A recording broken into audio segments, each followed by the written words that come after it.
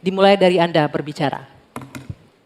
Baik, masalah ini adalah sangat penting dan saya sendiri sudah sejak awal berjuang di bidang politik sebagai ketua umum Gerindra. Kami yang mensponsori undang-undang disabilitas.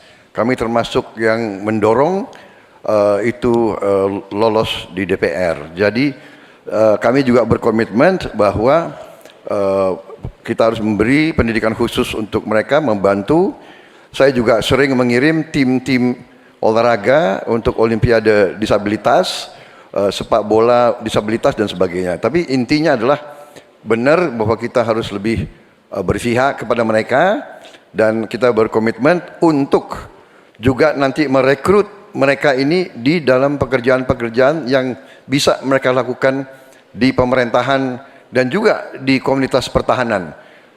Ada bidang-bidang yang mereka dapat melaksanakan.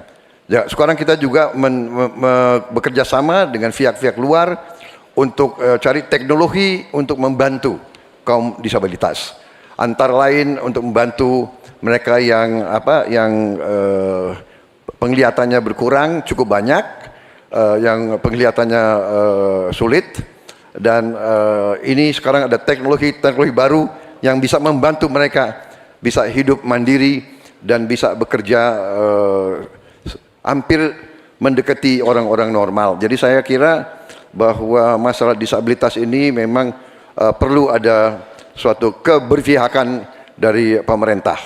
Terima kasih. Masih ada waktunya Pak Prabowo? Cukup? Cukup. Baik, selanjutnya saya akan kasih kesempatan untuk Capres nomor urut 3 menanggapi, waktunya 1 menit dimulai dari... Ini pertanyaannya soal data kan?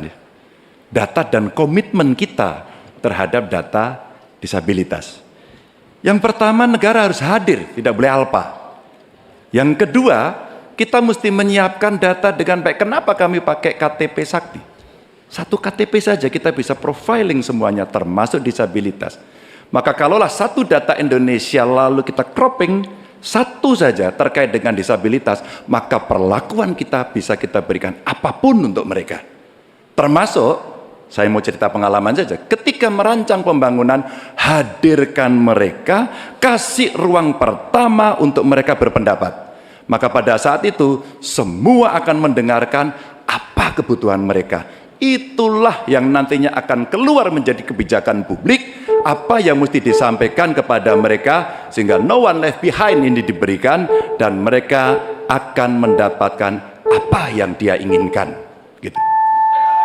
Ya, selanjutnya saya akan memberikan kesempatan untuk Capres nomor urut 1 Pak Anies menanggapi jawaban dari Pak Prabowo. Waktunya 1 menit dimulai dari Anda berbicara. Ya, apa yang disampaikan Pak Prabowo tadi baik, izinkan kami meneruskan Pak Prabowo.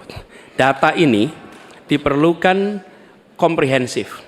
Kita harus tahu berapa, di mana penyandang disabilitas dan disabilitasnya apa. Dan kita harus melihat bahwa membantu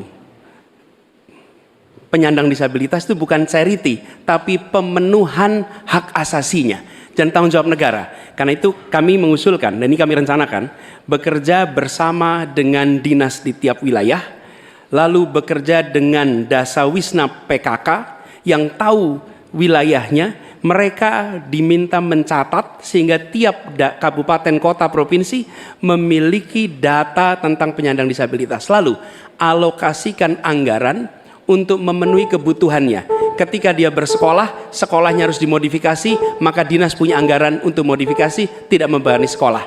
Jadi siapkan datanya, siapkan anggarannya. Terima kasih. Ya, selanjutnya kami persilakan Pak Prabowo untuk merespon tanggapan dari 2 Capres ini. Waktunya 1 menit Pak, silakan. Ya, sekali lagi kedua masukannya juga sangat relevan. Ya, saya juga sependapat. Tetapi memang sekali lagi bahwa pemerintah harus lebih proaktif investasi di sekolah-sekolah khusus untuk mereka dan mencoba teknologi khusus. Sekarang sudah banyak terobosan dalam bidang teknologi untuk membantu kaum disabilitas, mereka yang penglihatan kurang, mereka yang pendengaran kurang dan sebagainya.